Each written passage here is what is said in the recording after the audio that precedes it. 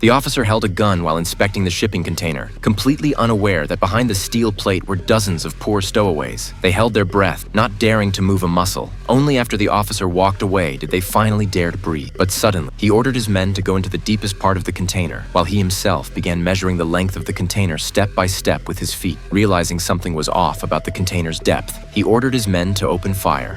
Dale!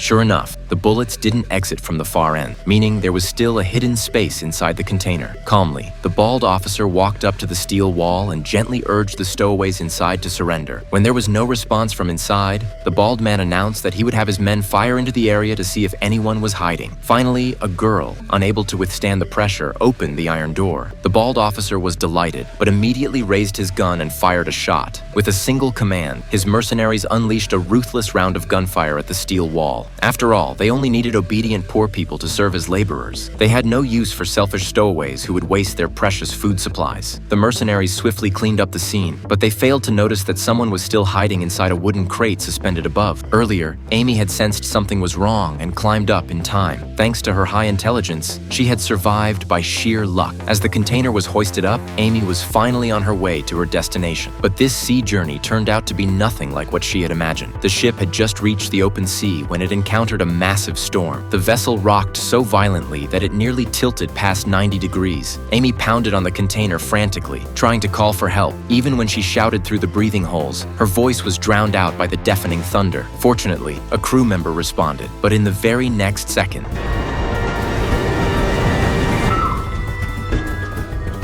when Amy woke up from unconsciousness, she found herself still inside the container. She walked over to the hold to check and saw nothing but endless ocean. She quickly checked the holes on all other sides, but every direction showed only open water. That meant she was drifting alone in the middle of the sea. Amy took out her phone to call for help, but there was absolutely no signal out here. The seawater was creeping in bit by bit. In just a few days, the entire container would be flooded and sink to the bottom of the ocean,